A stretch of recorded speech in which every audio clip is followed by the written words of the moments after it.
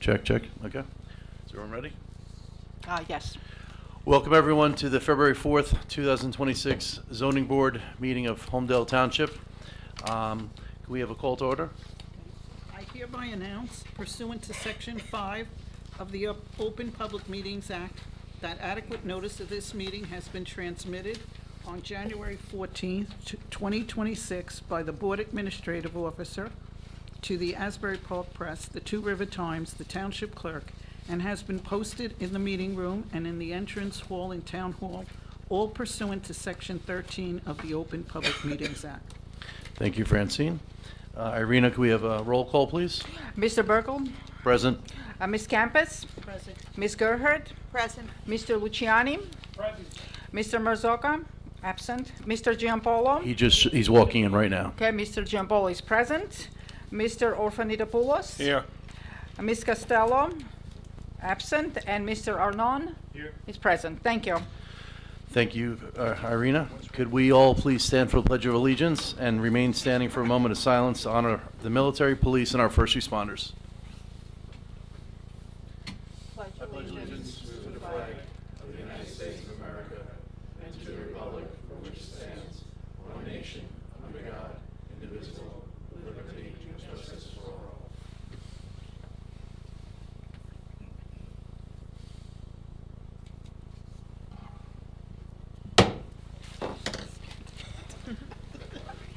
Okay. So Irene, I believe we have a couple of resolutions to address before we get into the heart of the meeting. That's correct, Mr. Chairman. Okay. So, Francine, do you want to read item number 1? Item 1, Resolution Number 2026-04, Jason Dulo, 3 Eagle Hill Road, Lot 3.02 in Block 21, to permit the installation of a whole house generator on the property with the C variances outside of 6-foot maximum.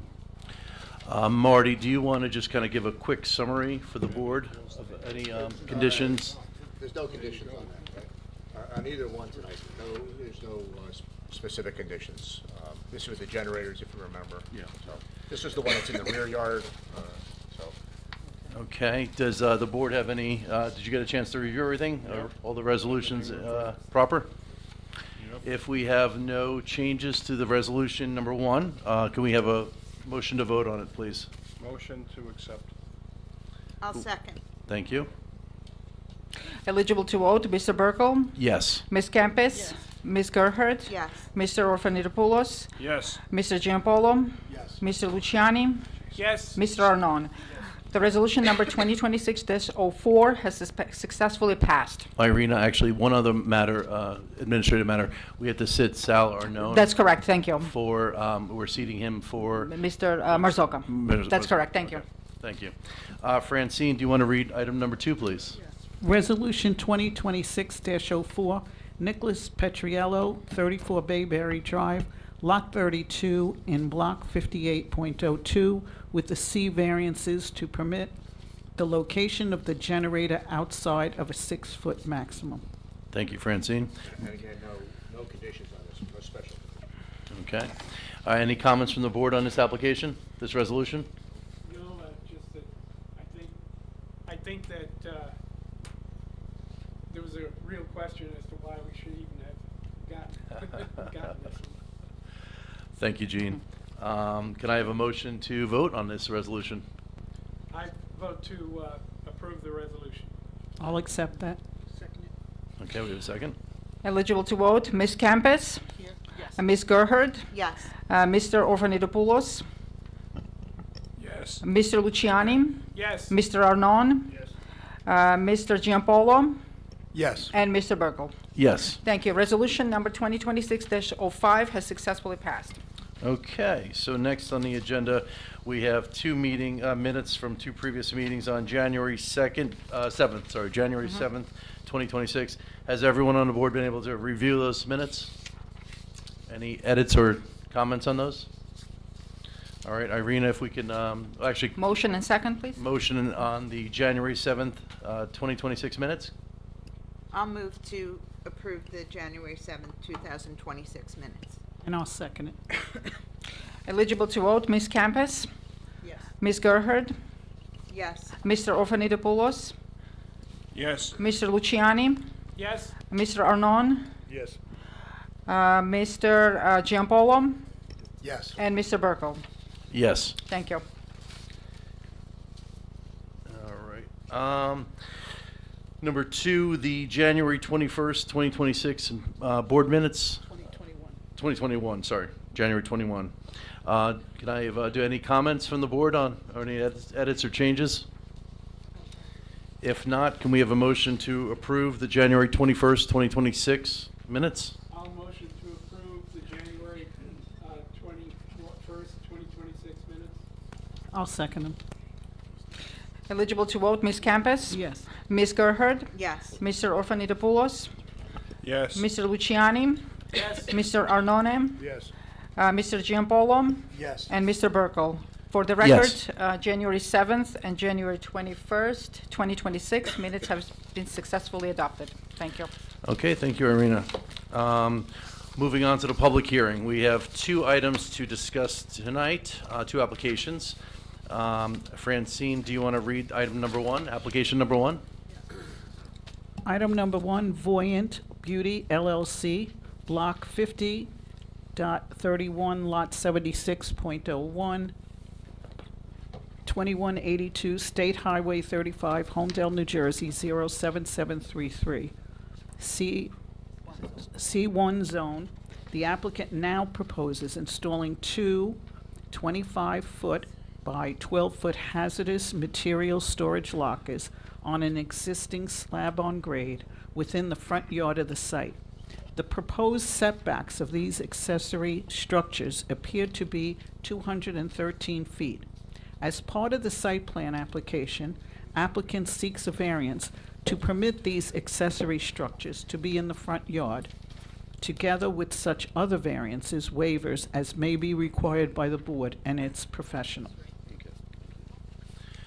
Okay, thank you, Francine. Ms. Keller and Mr. Herman, do you want to? We're gonna swear in, we're gonna swear our professionals. Okay, So, okay, so Marty's going to swear you in. For both hearings tonight, do you swear to tell the truth, nothing but the truth, so help you God? I do. So for the record, our professionals have been sworn. And just, Mr. Gale, we like to, sometimes the board likes to ask our professionals to give a quick summary, and I think that's what he's doing, so. we'll I get would to you in welcome a summary. 1 Yes. minute, we'll get to you in. So, Mrs. Keller? Yeah, sure. I'm happy to do this because I think it's mostly planning related. So just a quick backstory here. This application and, this due to a confluence of events, we originally thought this was a planning board application. This site, obviously this site has been an industrial site for a long time on Route 35. It's one of the last major, pretty much the last major one in the township, and it's located in the CI, commercial industrial zone. However, at some point a while ago, some certain provisions were added that modified what type of uses could be in the CI zone. And this type of use that the applicant is involved in, which is, I'll let them go into it a little more, but basically it's fragrance manufacturing. And that's one of the things that's not permitted in this zone. So this operation predates that zoning ordinance, but so even though they're here for a relatively minor change to the site, they're putting in basically storage lockers that for use on the site for their manufacturing operation. That constitutes a D2 variance for the expansion of a non-conforming use. So it's not a brand new D1 variance. This site, even and this site and this use itself predates that zoning ordinance, and the applicant did previously. What year was it? 2013 received a similar received a D2 variance for something similar because of the way that the zoning is written. So we'll let them put their testimony on as to what exactly the expansion is going to entail. But it is a pre-existing non-conforming use, and as far as I'm aware, they're not proposing to make substantial changes to that use. They are just proposing to add 2 outdoor storage lockers. The storage lockers are also in the front yard where accessory structures are not permitted. It's kind of the way that the site is oriented, it's a little, I'll let them talk about that as well, but it's kind of a unique layout because it's not, something that's not like directly in the front yard. So that is kind of the summary, and that's why this applicant is here for the D2 variance, preliminary, is it preliminary, final, or minor? It's just minor site plan approval because they're not adding more impervious coverage or no use that needs more parking. It's just minor site plan approval with the D2 use variance and at least one C variance. Okay, thank you, Ms. Keller. Mr. Herman, is there anything you want to add to that? The only thing I want to add is, other than what Keith testified to, is to the planning attributes. From a site plan standpoint, they're just adding a locker onto an existing impervious surface. There's real no site disturbance or anything having to do with drainage or disturbance or SCD permits or anything like that required. Okay, thank you. And that's why it's minor as well, because they're putting it on an existing impervious area. So it's not like they're taking out grass. Not Okay. that there's much grass on the site, so, but that's it, thanks. Thank you. Okay, so Marty, should we swear in Mr. Gale? No, he's not sworn in, but we'll swear in his witnesses Okay. when he Okay. gives his little introduction to the. We can swear in if you want, but We swear a lot here, You but can no, swear a lot. no, So, not necessary. so Mr. Gale, if you want to begin your testimony? Presentation. Let me introduce Mr. Adler. He's the architect. These are his plans that are up on the wall. These are his plans that are up on your screens. If we could have Mr. Adler sworn in. Ready? You swear to tell the truth, nothing but the truth, so help you God with regard to this application? I do. So if you could just spell your name and. Yes, Robert. I'm gonna ask. Robert W. Adler, A-D-L-E-R.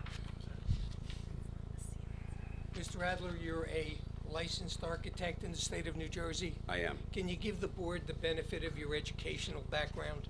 Yes, I received my degree in architecture from Cornell University in 1986. Started my practice in 1989. I've been in practice now for 36 years. I have testified before this board. I think the first time was probably about 32 years ago. But it has been admittedly probably a couple of decades since the last time I had to present to this board.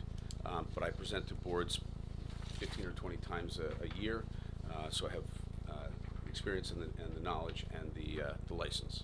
I would offer Mr. Adler as a expert witness in regard to this application. And before I jump that, I'd also, Mr. Flager, if you would, the board acknowledges receipt of the publication and notices to the property owners within 200 feet, and it has jurisdiction to go forward with this matter. If I can just get that clarified. Okay, and are we- Yes, we do have the notice. Thank you very much. Make sure there's no conflicts or. Yeah, I'm actually going to say, does the board have any questions for, or comments on Mr. Adler's qualifications? Okay. The escrows are fine, everything? Oh, it's fine. Are there, Mr. Adler, do you, or the board, do you see any conflicts up here with anyone on the board? I do not. And anyone from the board have any conflicts with the applicant? Okay. All right, so Mr. Gale, if you want to. Thank you. So we'll accept Mr. Adler's credentials as the planner, Thank you. architect. As the architect. Mr. Adler, if you would, you were retained by Voyant in connection with this application. Yes, I was. Can you give the underlying basis of the nature of your employment, what you were intended to review at the site? Yes, it was simply for the matter of, as was presented a moment ago by the board professionals, that the applicant is seeking to create or place a couple of lockers on the site. The lockers are 25 foot 2 inches by 9 foot 2 inches in plan. They are 11 foot 4 inches tall. Therein lies one of our variances because you have a maximum requirement of 10 feet for accessory structures. And these lockers, while they are presently pre-manufactured and have been used in other locations, are being brought or have been brought to this location to put on existing concrete slabs that are already there. They are 8-inch thick structural slabs. These lockers are going to be refurbished, so they'll be refinished and aesthetically clean and appealing. They hold about 5,280 gallons of the product that they'll be storing in there, and those product will be stored in either drums or what they call totes, which are more rectangular containers that can stack in there. And they'll have about 20 of those containers within each one. I will show you, I actually have photos of what they look like. This is the locker on the screen here in a closed position. You can see it has a roll-down door on it, and as I said, these are going to get refinished as well, so they're a bit more attractive. And then when they're open, you can see again that they are just a large open space, but they are insulated. They are actually blast-proof. They're very robust elements. And they're heavy, but the 8-inch slabs on which they'll be set is more than adequate for them. These units will be set, like as was noted before, on in an area where we already have full impervious condition, so it doesn't change any of our impervious numbers. It does not change our drainage conditions. They're accessed where there's an existing truck ramp that goes to a loading dock, and so again, we're not changing even our circulation patterns or parking requirements. So it's very minimally impacting, and then in front of them, in other words, between the highway and these lockers, is already a rather dense and heavy hedge, evergreen hedge. So I think well buffered as well.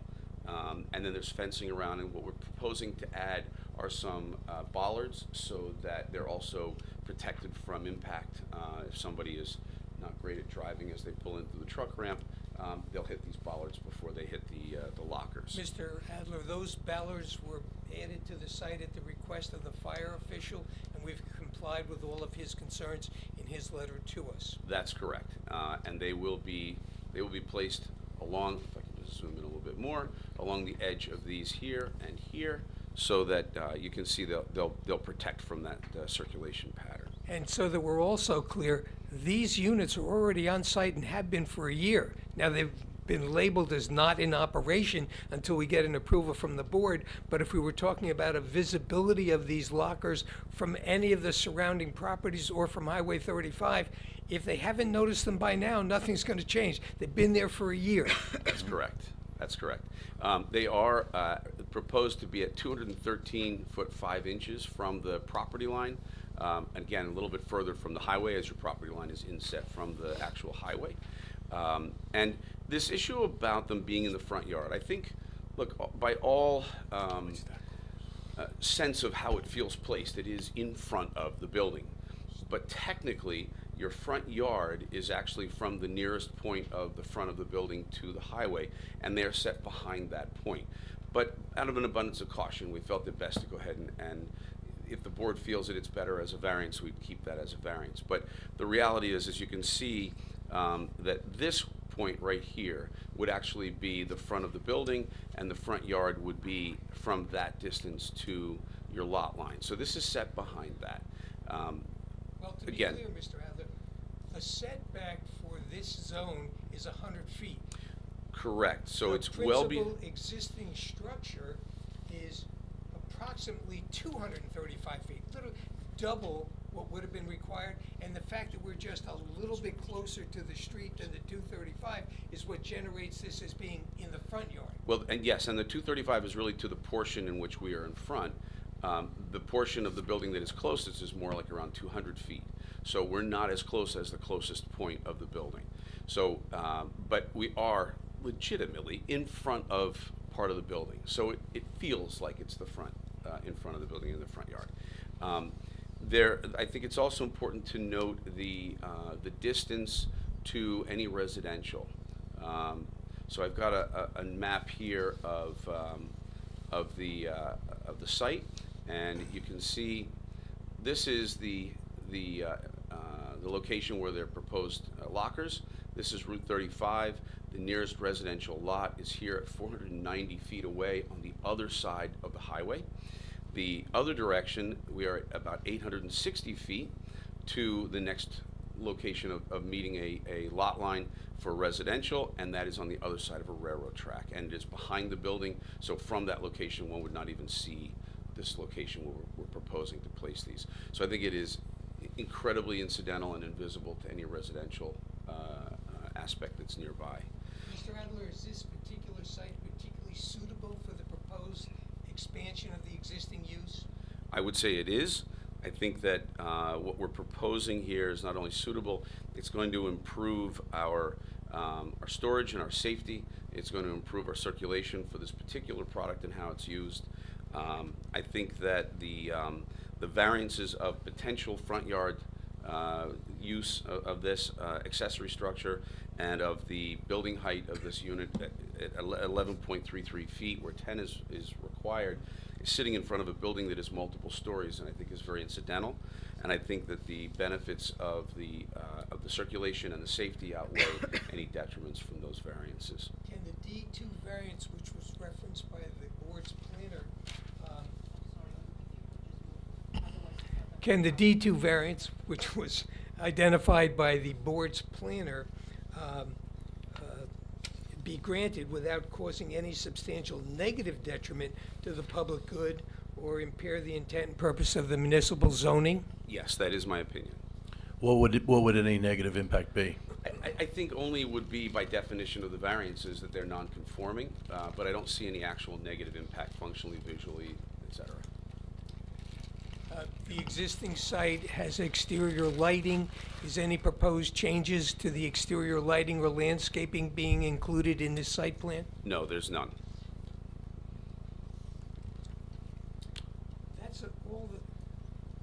That's all that I have of the architect, and I would open it to the board and members of the audience should Yeah. they have further. We'll do the board first. Francine, it looks like you have a question? First of all, you said these lockers are in there already. They're just not being used. That's correct. They were delivered there a long time ago. Our expectation, we didn't actually think they were going to represent a variance, so we were beginning the process, and then when we found it was, we put them in, left them as unoccupied and unused. What you're going to put in there now, where has it been before, or has nothing hazardous been stored on that site before, and now you're proposing to put hazardous material on that site? So I'm definitely not an expert in their system and their process, but these products that will be in those totes inside the lockers is something that they are using presently on site, and they are stored within the building, to my knowledge, right now, and it is much safer for them to be inside these lockers. Same materials are being stored on site, they've just been in the building rather than in these storage lockers. That's my And you're understanding. mentioning that it's safer for them to be in the lockers, and why is that? There is a flammable nature to the chemicals that are there, and better that they are not within the whole building, but separated outside of the building, and better that they are in a fireproof, blast-proof enclosure. And will this enable the manufacturer to store more than they're storing currently in the building? Are we expanding the amount of hazardous material that will be on that site because you now have these storage units? I do not believe it changes that, but again, I don't know their system. The answer to that is yes. Oh, it is? Okay. There are materials currently stored inside of the building. They've been the subject matter of prior approvals before this board. That remains unchanged, and the applicant could have expanded additional storage inside the building, and instead of doing that, has brought these lockers from another facility. I think they came like 2 years ago, and it was the intent, if we were going to store additional chemical materials, to do so to the exterior of the building rather than expand the materials currently stored inside. So yes, there's an expansion, which is why your planner identified this as an expansion of a non-conforming use. The expansion is limited. There's been testimony that we're dealing with about 5,500 gallons, so a total of 11,000 additional gallons, but it would be outdoor storage within these facilities, and I have with me someone to testify as to the nature of any proposed risk and the fact that all of these lockers comply with literally all of the federal statutes that are required for this type of storage. It's not like a shed that you buy at Costco and put in your backyard. It's significantly greater than that, and that's what the next witness would testify to. So what you're saying is these lockers are made to store hazardous material. I would say it, but it would be meaningless, but my expert will say it and it will have greater meaning. Yes, they are, and they'll have fire sprinklers in them as well. So, yeah. Yeah, Francine, I would also just note, and we can talk more about it. Their witness wants to testify, but this is a zone that does allow some storage stuff, but hazardous, or some manufacturing, but not hazardous. I also misspoke before. It's not the CI zone. It's the LIH, low impact highway. But this point still stands. But the township also has general performance standards for general industrial uses, et cetera. Those are not something we see that often at this board, but it's 30-87. And if you look at number 2 of my letter, one of those items for performance regulations is the storage of potentially hazardous materials. And one of the things that's required is that the fire official, the township fire official, has to specifically approve everything. And we just got a letter on, I believe it's dated like the 29th or so, from Dave Olson, who goes through all of the specs of it and basically so that was going to be something that I was going to ask about tonight if we hadn't gotten that letter. But so that's one of the other protections that we have. And Dave's not here to testify, but we do have his letter stating all of those things. I saw that letter. Yep. That's what that was in response to, because usually we don't get letters like that, because about just about what the use is, but it was because of that specific performance standard. Thank you. Sorry, and the other thing that I will note for the board is that the way that the reason that we are looking for the accessory structure in a front yard is just the way the ordinance is written, and this is from, I think it's section 30-54, which regulates accessory structures for every zone in the township. So it's not, it's for residential properties, it's everything, but the way that it's worded is that accessory structures have to be in the side or rear yard. So, I agree with the testimony that this is screened. It's not behind, it's not at the direct front of the building, but it's also not in the side or rear yard, and so that's why we're requesting that variance. But yeah, I agree that it is, it's set back over 200 feet. It's, there is landscaping there, et cetera. Any other questions or comments from the board? Yep, I do. Can you blow that one up so we can see that area real close? My question has to do with what I see there. Keep blowing it up until we get nice and big, that little square where the tanks are. Is that good? Bigger. Okay, so in this diagram, at least my Google one, you put the black where they're gonna go. It shows there's 2 tanks going next to each other. Those are the 2 tanks that you're going to relocate one of them so it's on an angle like that. Because you see that white right underneath the one that you're pointing to, that space, that's the 2 storage units, one next to each other right now.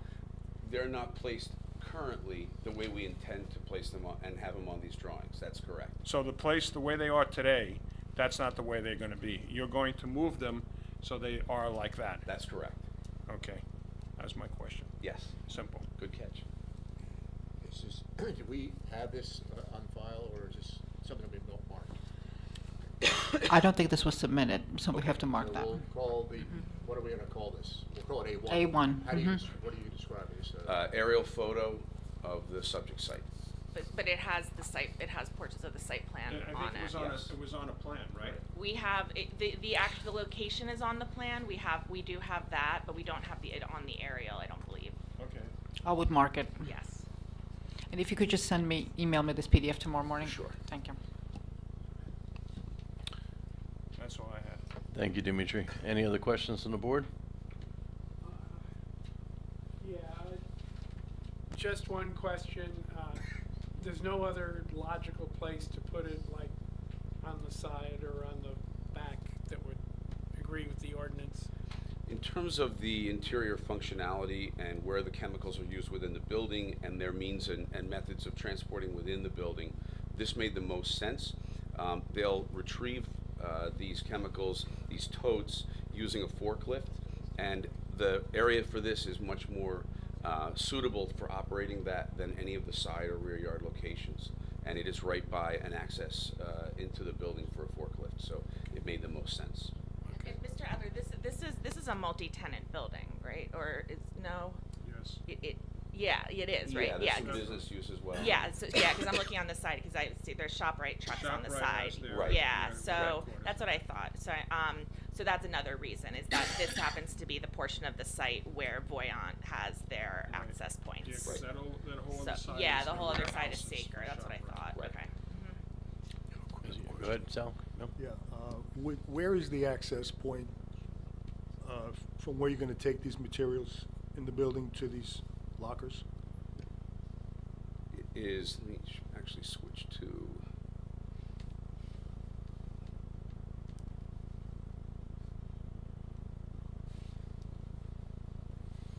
So you can see.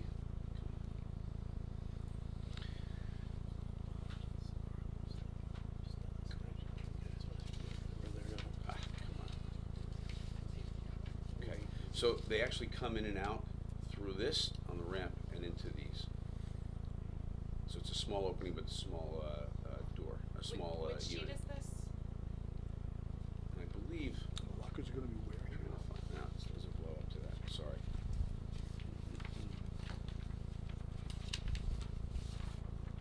Yeah, but where's the lockers? Up front, 35 is up there. What do you right here? Yeah, it's right there. Okay, all right. Okay, you good? Yep. I had a question. Could you go back to the picture where Dimitri was asking some questions? The color one, yeah, where it showed the two, there, right there. So the bollards, this is the fire chief's request, is that correct? Can you show Yes. me where the bollards are going? It's kind of like pointing in I that. can actually show you better on the drawing here. So on this blow up, you can see we have bollards along here. we And have where is bollards- 35 in relation to those bollards? That's what I'm trying to, I'm assuming the bollards are there in case there was an errant car that veered off and was going to hit one of these. No, this is very far from Route 35. 35 is the top of the page, but 213 feet Okay. away. So this is really about when we've got a forklift accessing this storage locker, as they're backing up, we don't want them to accidentally bang into this locker. And also as they're coming into this area this way, we want to keep them away from this locker. So these So those bollards are here. the bollards are right there, okay. And right here. Okay, okay. Mr. Gale, sorry to be a pain, but this one also was not submitted, correct? This has been revised? I'm sorry. This plan has not been submitted, it's been revised since it was I submitted? believe the revision showing the bollards was submitted. It was a one-page submission. Doesn't look familiar. Yeah, I don't. Yeah, I don't think so. Let's just mark it to be safe. Yeah, what's it? A2, we'll mark it A2. What's it dated?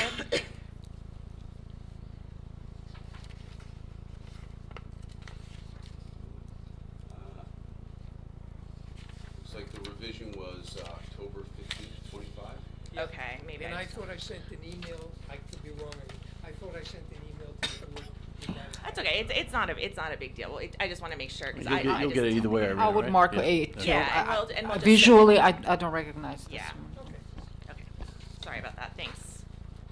Mr. Adler, in terms of the location to bring the materials into the building, my understanding from the client was, as you come through that access door, it's immediately adjacent to the elevator that would take the materials to the second floor where the manufacturing actually takes I'm sorry, place. nobody hears you in the back. It was my understanding that that doorway is adjacent to the elevator that would take the materials to the second floor where the processing takes place, which is another reason why we would want to use that point rather than some other access point on the site. I would need the expert from Voyant to speak more about that process inside the building. My apologies. If we get to that point, I have a representative. I don't know how important that will or won't be. And just a very minor question. So the 8-inch thick structural slabs, those were there already. That's part of the impervious coverage. Can you just go show me where they were again? Is it right where those black boxes were going? They're right where these units. So you can see these units here. Can you go to the other Structural. picture though? Yeah, I'm sorry, that one, yeah. Right where those boxes are. They're there right now. They've been there for how long? 10 years? Predates me. I don't know Okay, how long. okay. We core drilled Okay. to verify their depth. Okay. So we know for a fact that they're 8 inches thick. Okay, and that's part of the whole safety issue with these buildings, That's being on correct. 8-inch thick That's correct. slab, okay. All right, so that's it for my questions. Lori, any questions? No. John? You want Mike? You know, one question just kind of, and actually kind of circles back to Gene's question. Referring to the January 29th letter we have from Homedale Fire official David Olson, basically supporting, implementing these lockers. Question I have is, did he or anyone else ever suggest or recommend that these lockers be in a different location? The only information we would have is exactly what's contained in the letter. I can't tell you what may or may not have been on his mind, but he has reviewed the proposed locations, never. Because I heard you say that, I heard you explain why the location you're proposing makes the most sense for, you know, functionality. Well, I'm just curious if a fire official or anyone that you consulted ever suggested or recommended that they be in a different location for safety reasons. I don't want to speak for your fire official, but I can only look to his letter in which there is no reference to changing the location. I think if I were right, and if in fact that's where the elevator is to take the materials up, that would be, from the fire marshal's perspective, that would be the most logical location, because the greater risk would be putting it on a forklift and going all the way around the building to another entrance, only to have to bring it all the way back to where the elevator is. I can't tell you that he wouldn't recommend that, but I can tell you it doesn't make sense to me. Thank you. Also, wasn't the fire official the one who recommended the bollards, right? Yes. Yeah, so the fire official, you know, they get every application as soon as it comes in, and if they had a comment there, you would have gotten that comment at the same time they got the bollards comment. So, yeah. Not that I'm testifying for you guys, but I was on the board back then when we placed it, and everything is the same way, and it's always been that way, and it's been all these things that you're saying we talked about years ago when we approved the last one. So just so the board knows, it's the best place. Okay. All right, Mr. Adler, thank you for your testimony. Thank you. Mr. Gale, do you have another witness that you'd like to bring forward? Oh, I'm sorry. Oh, wait, and before we have your next witness, Craig, Mr. Sorry, Herman? Just two minor questions for you.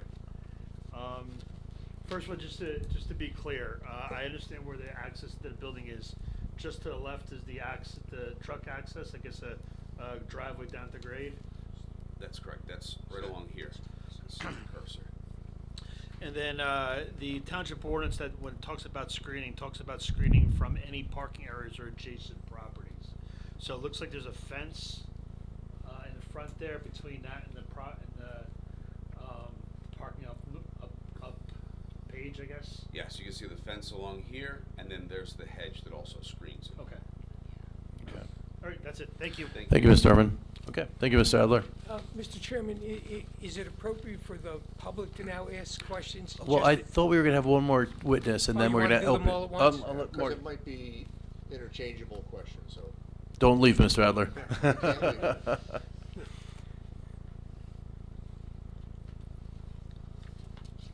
You're gonna swear him in? Yep. Okay. Gonna swear you? You swear to tell the truth, nothing but the truth, so help you God? Yes, Okay, I spell do. your name for the record. Anthony Michael Wardilli, O-R-D as in David, I-L-E. Mr. Adeli, you're a licensed engineer in the state of New Jersey. I'm a licensed professional engineer in the states of Pennsylvania, Maryland, Delaware, and South Carolina. With me is our licensed engineer for our office in New Jersey. She is a licensed engineer in New Jersey, fire protection engineer. And for what firm are you currently employed? It's Baker Engineering and Risk Consultants. It's termed Baker Risk. And does that company have a specialty? Yes. What Fire, would that be? fire protection engineering, fire code consulting, explosion research and prevention, process safety management, combustible dust hazard analysis. Have you had the opportunity to review the applicant's proposal this evening, specifically relating to the storage lockers, together with the letter that was issued by the fire official on January 29th? So we're just going to make sure the board has no questions and accept his credentials? I have one. So are you qualified in all those areas you just mentioned? You said your firm does it, but are you the one that's does I it? do fire, I've been in this field for 50 years. So what is your expertise? Fire protection engineering, fire code consulting, I've done process safety management, I've done dust hazard analysis, I've Okay. done explosion All right. prevention. I just want to make sure you're the one that has those credentials, not the Yes. company. Thank you, Dimitri. Any other comments or questions from the board? Do we all accept his credentials? Okay, Marty? Yep. I think we're good, Marty? All right, Mr. Ordili, please go ahead. I am aware of the fire official's letter. We reviewed that, and we've reviewed the submittal from Voyant. We have also provided Voyant with fire code consulting and fire protection engineering work since 1921 under the name of Voyant, and even prior when they were Cosmetic Essence. So I've been in the facility for a couple times now. Can you give the board the benefit of your review of these storage lockers in conjunction with the requirements that were set forth in the fire official's letter? Yeah, these lockers are actually termed hazardous material storage lockers. They've been in NFPA 30, which is the Flammable and Combustible Liquid Code, which is referenced in the state of New Jersey since the 1990 edition of NFPA 30. There's a whole chapter on the requirements for these lockers as far as how they're to be built, how they're being maintained, and where they're to be located. And where we're locating them meets those requirements. How they're built, they are factory mutual approved 4-hour fire rated lockers. They have an explosion, they have a dry chemical suppression system in the locker.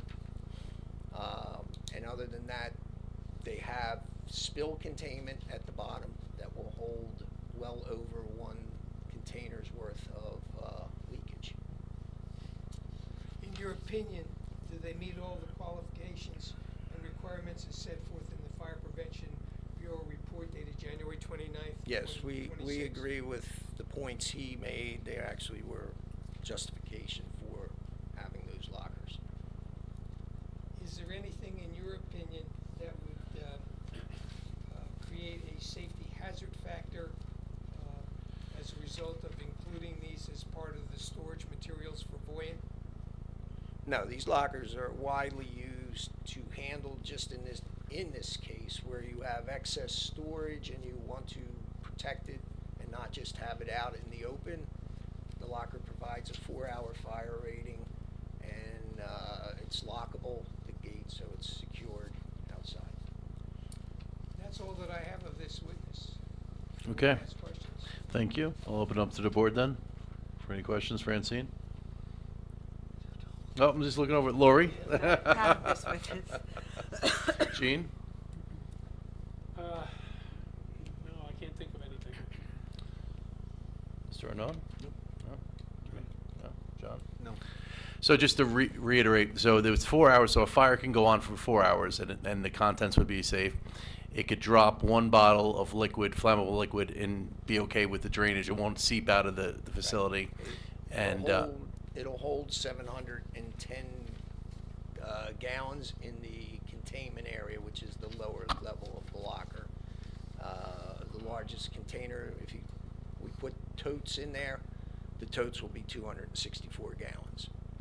so in your professional opinion, in your experience, there is no danger to Homedale by having these 2 storage lockers with flammable hazardous materials inside? No, sir. Okay. At this point, I'd like to thank you for your testimony. Mr. Gale, are you, if not, I'm going to open up to the public. If you have anything more to add at this point? No, I have a representative from Voyant here. If the board have questions, I didn't intend to present him as a witness because his expertise would simply be limited to the manner in which they manufacture, which really doesn't go to the variances that we're requesting this evening. Okay. But he's here. Marty, If the do board you has a see any question. reason to have that testimony? Okay. So, I mean, possibly if the public has any comments, we may invite him to speak or answer some questions, if that's okay. That's why I'm offering Okay, them great, if great. necessary. All right, so at this point, I'm going to, why don't you remain seated in case there are some questions for you, because I think you're probably the one you're going to get more questions for. Is there anyone in the public, if you'd like to raise your hand to come up to the microphone and just state your name and your address, and then you can ask any questions of our 2 persons of testimony. I guess they're not going to hear for this application. All right, then, in that being said, we will close public comment. for questions. No public comment? You can either do that now or when we're done. Okay. Unless you have any, you're finished at this point, right? Yes, sir. Okay. Okay. So, I didn't know if you opened. Okay, so yeah, questions or comments from the public? As anyone, just raise your hand if you wanted to come up to the microphone. Okay, sure, come on up.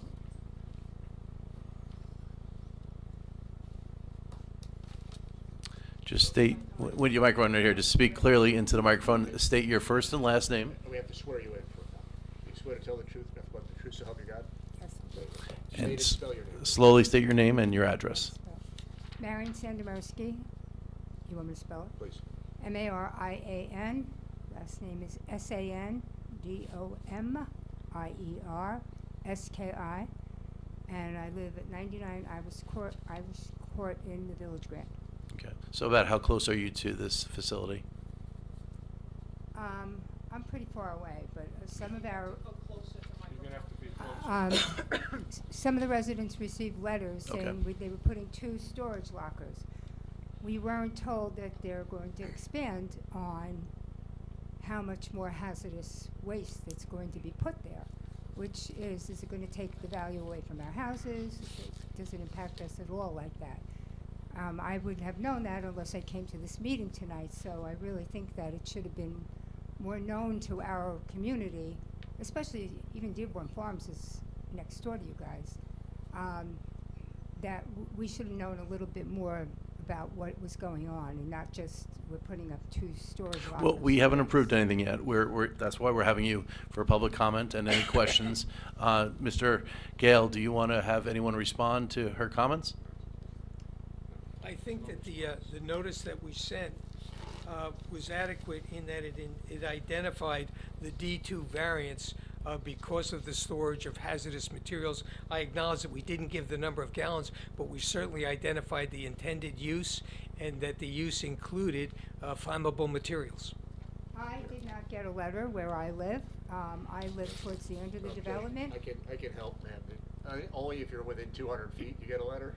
So that's the law. They have to comply with the law. That's all they do. So there's only so much detail they can put So in. we won't breathe anything. Well, they have to comply with the law. That's all I can say. and they've Yeah, done that. I understand Yeah. that. Okay, But it I is just. public, which is why it's, Right, people like but you can I find wouldn't have out. known about it until I went to one of our meetings and it was discussed there, so. I think Mr. Ordili has a response, or he wanted to reply to your I- concern. It sounds like her concern is more procedural. Yes, Because the yes. testimony that's been put on tonight has been that it's safe and that the fire official agrees that it's safe. And your comment is that you didn't know. And so what we're just trying to explain is that, that there's only a certain limited amount of people. Oh, I'm sorry about that. No, that's okay. I'm just the planner. I'm not for the applicant. I'm working for the board. So, the law is that they have to send a notice to any address within 200 feet of the property. So that's why some people, this is a huge property, so that's why some people in Village Grand got it and others didn't.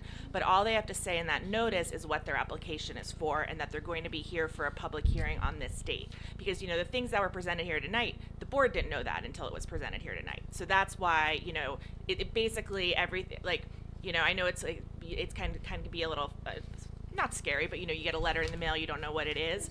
But the thing is that this is exactly how the process is supposed to work. You get the letter, there's a hearing, and now you can also watch them on YouTube or Facebook as well, so you don't have to come. But that's the idea, is that we let you know, or the applicant lets you know that the board's going to be making an action. The applicant presents its case in public. You have an opportunity to listen, and then the board makes their decision. Because, like I said, the board didn't know most of these details until tonight as well. So that's how it works. But I do think Mr. Ordili wanted to reply to you, so I'll let ma'am, Mr. Ordili. I can settle your fears in that what Voyant does is use alcohol, ethanol, that's the same. What happened? Recording is not going to pick it up if Okay. it's close. All right. Thank you. It's the same alcohol that is used in distilled spirits. It's, if you remember the days of COVID, it's the same alcohol that's used in the hand sanitizers. They use it to make perfumes. And that's what will be in the totes and the drums that will be stored in that container, in those lockers. Okay. All right. Really what we wanted Yeah, to know yeah, as yeah, residents. yeah. Thank you very Well, much. thank you for your comment. Thank you. Any other comments or questions from the public? That being said, I don't see anyone we're going to close public comment and questions. And I'm going to give the board one final chance to make a comment or a question, final questions before we vote on this. Anyone? All right, do you want to move forward with the motion to vote? I'd like to make a motion that we approve. Do we have a second for that motion? I'll second the motion that we approve this. Okay. Okay. Irina, can we do a roll call? Mr. Burkle? Yes. Ms. Campus? Yes. Ms. Gerhart? Yes. Mr. Luciani? Yes. Mr. Giampolo? Yes. Mr. Orfanitopoulos? And Mr. Arnone? Yes. Motion passed. Thank you. Thank you Thank you very very- much, board. Chance to vote. Thank you for your time and your testimony. All right, moving on. The second item on the agenda, Francine, would you please read this out for us? Number 2, Maria Cody's, 33 Bayberry Drive, Homedale, New Jersey, RTH zone. The applicant is requesting a variance for the installation of a rear paver patio around the pool, located approximately 1 foot off the property line, and increasing lot coverage by exceeding 30%. Okay. Thank you, Francine. So I'm going to open this up to the Ms. Keller and Mr. Herman to kind of give us a brief summary before we open testimony to the applicant. Ms. Keller, do you want to kind of introduce Sure. what we're before us today? Sure, let me just pull this real quick. Unless, Mr. Herman, you'd like to go first. Is I can just do it quickly. So we're here. Are you sure? We Yes, can- I got okay, it. okay. The applicant is here tonight seeking bulk C variance relief. They've constructed a bunch of amenities in their yard, including a pool with a patio, paver walkways, a pergola, things like that. And their lot coverage is 42.7%, where 30% is the maximum permitted. And that 42.7% does include the township's permitted reduction for pavers, because when pavers are not used as a driveway, you're allowed to take 50% of that because of the drainage factor, I guess. But so that there's that 42.7% impervious where 30% is permitted, and in addition, the pool paver patio, which is considered part of the pool, is located about a foot from the rear yard property line where 10 feet is required.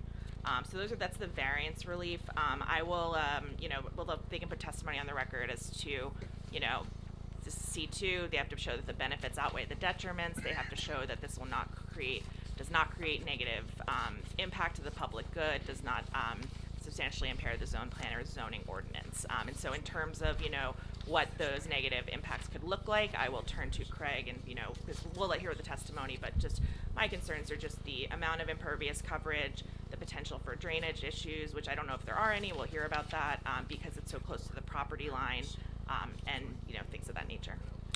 Thank you, Ms. Keller. Mr. Herman, oh, go ahead. Has this already been built? Yes.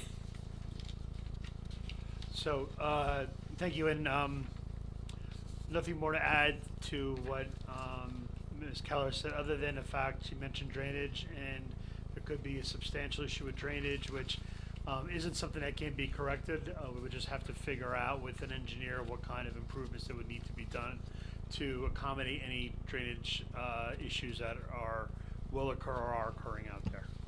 Oh, I would also note just one thing that this is in my letter, but I think we just want to get we want to make sure that we have the correct percentage of everything that's on the lot, because, the pergola, from what I can see, I'm not sure if the pergola is impervious, stuff like that. We just want to make sure that we have an accurate understanding of what's impervious on the site.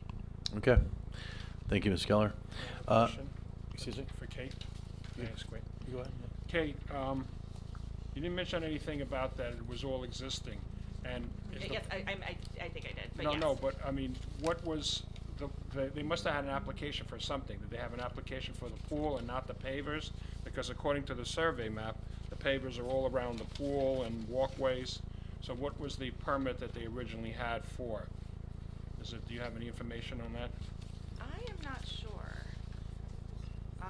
Do we have the denial? I have the Yeah, denial. the two denials. I send as an email. But they just talk about required permits. It board doesn't members talk should have as a about printout. those permits they had. Yeah, I'll read it out. The total lot coverage is shown on the as-built survey prepared by David J. Von Steenberg of Morgan Engineering and Surveying, dated June 30th, 2025, is 42.7%, which exceeds the maximum permitted lot coverage of 30%. Then the second one was for, there is an active violation on the property for the installation of pavers without the required permits, which has resulted in exceeding the maximum permitted lot coverage of 30% and encroaching into the required 10-foot rear yard setback, which is what Kate mentioned earlier. No permits will be issued until this violation has been fully abated. Is that correct? Is there anything I'm leaving out there, Kate? No, that's correct. Okay. So- It sounds like to me from my read of that is that, someone may have complained. Yeah, but I'm confused that if they put a pool in and that had permits. They may have already the pool might have already been there. We can have testimony on that. Okay, I guess we'll have to find out from the applicant. And I want to make sure I have your name, pronounce your name correctly, sir. Mr. Coitus, is it? Oh, that's my wife. That's my husband. Okay, so Mrs. Coitus, so you're going to be providing the testimony? We are both of us. Okay, and the same last name, Coitus? No, different last name. Okay, so Marty, why don't you swear them both in? Papers there, so when they had to walk. Do you have to get You're up? both gonna, We'll have to no, find just out. raise your hand. Do you both swear to tell the truth, nothing but the truth, so help you God? Yes, sir. Okay, so for the record, you both been sworn, but I need you to both spell your full names for the record. Ma'am, do you want to go first? Yes, Maria, Mariya, last name Kotys. Okay, and sir? Alexander, Alexander, and last name is Rukasov, like Victor. I'm sorry, say that one more time. R-U-K? Kasov. A? Okay, thank you. And this has no bearing on the application, but did you say are you married? or- Yes. Okay, just, I Okay. wanna make sure I have my records straight. All right, so Mrs. Coitus, you're going to lead the application. Do you want to start providing your testimony and explain kind of? Ask about the notice and conflicts. Oh, okay, yeah. Do you have any conflicts with anyone on this board? Do you see anyone here that you may know as a friend or family member on the No. board? And board members, do you have any conflicts with the applicant? Okay, so Marty, I think we're clear with that. Notice escrow is okay? That's correct. Okay. Escrow is fine. So Mrs. Coitus, if you want to kind of just give us a background, some information. We don't know anything, so we'd like to, whatever Kate and Mr. Herman and Mrs. Keller explained to us, that's what we've heard tonight. So we'd like to hear your side of the, of your application. Well, basically, we did build the pool recently, like slightly like over a year ago, and unfortunately, we were cool with, but I knew we knew that we need a permit for the pool, but we were cool with about getting a permit for the tiles. That there's an X amount of percentage tiles because we moved in here from Staten Island, and on Staten Island. No, it was we were cool, pretty much. They never require on Staten Island. All my friends, everybody legally covered the whole backyard from A to Z. Now, when you say tiles, are those pavers? Yes, it's Okay. 18, I believe 18 by 18 size. I'm either 18 by 18 or 24 by 24. Don't quote me. Okay. So there's sand in between. Yes, there's sand in between. Okay. So you did get a building permit for the pool? Yes, Yes. yes. Okay, so we don't Yeah. have that in our record, because that would have been before everything, and the township would have a record of that. So it sounds like they just got a permit just for the pool, and that was approved. Yeah, but if a pool company, only because I just went through all this, is submitting a plan for a pool, they usually have some sort of pavers. They So may- did you have some initial pavers and you added to what it was after the fact? When we moved in the house, there was a concrete, not concrete or asphalt slab in the back of the house. We demoed that slab, and there was nothing, besides when- that, there was nothing there. So is that after the pool or before the pool? No, wait, we demoed the slab that was originally when the building, I'm assuming, was built. We demoed this. The pool company, it's from Staten Island, pool doctor. When they did all the permits, they did everything for us. So it was a, I mean, you don't have to have a patio around it. You can just say you haven't put in a pool.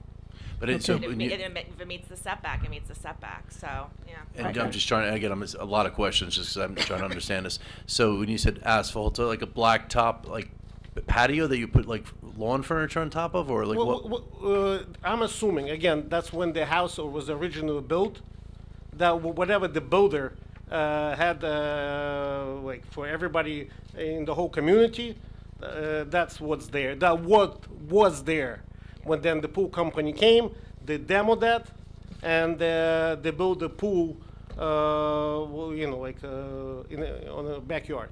Just by itself. And to Dimitri's point, just the pool only, no pavers at all. Well, they had what you call it, pavers, just you know, like just right around the like not pavers. It's An apron. The coping, the Coping. pool coping, yeah, yes. yeah. But like in other words, you walked from grass into the pool, or was there some sort of cement around the pool? Well, what you call it, the pool company just built the pool and the surrounding like coping stones around it. Then I put in the tiles afterwards because there was nothing, you know, like because like one of the issues we had is that it was always one of the reasons we put the tiles on because it was always after the rain. It was the whole backyard. It was you can sink into the backyard because like the quarter court is about maybe 2.5 feet higher than our side of the house, and with all the water from rain will come in, and we pretty much had a natural pool like for like 2-3 days. You know, so this way, you know, when I put the tiles, it was actually usable, because the pool company, they came in, they did this, and goodbye. I mean, they did their job, but then all the water was coming down because on the angle, and it's basically physics. If one land is higher than the other, the water will go to a lower you know, portion of the land. Did you also do the walkways on both sides of your house at the same time you did the back deck? Correct. So you did all the tile work, as you're calling it, at the same time after the pool was in? Yes, right after the pool, yes. And you didn't get any permits for any of that work? No, I didn't know. You see, like I said. I got it. Yeah. Do you have, Lori, did you? You said you put the tiles in because of the water, Yes, correct? correct. Weren't you wondering when you put the tiles in and your problem went away where the water was going to go to? We actually built the drain. There is a drain. We also have when we started to dig, we have a well, dry well. They had to build with the pool company also filed for a permit for a dry well, because the minute they start digging, they couldn't even like dig more than 5 feet. Do you have pictures, color pictures of your property? Did you take any pictures? Well, I'd like, Well- if they, well, they should- in general. and it would be submitted as part of the record, I would imagine, Marty, is that correct? Yeah. Nah, yeah, unfortunately, my wife took it, but their use was because of the snow. Okay, okay. So you don't have anything from the spring or the summertime? No, this is like the first thing we never done this before. Yeah. And everything for us, it's like you know. What about the pergola? Was that also built by you after the pool went in? Yes, the pergola, yes, but the pergola has contacted the engineers, architect, because the roof is retractable. There's you just push a button and there's no roof. But did you get a permit for that? Yes. You got a permit for the pergola? Yes. And when was that approximately? Well, hold on.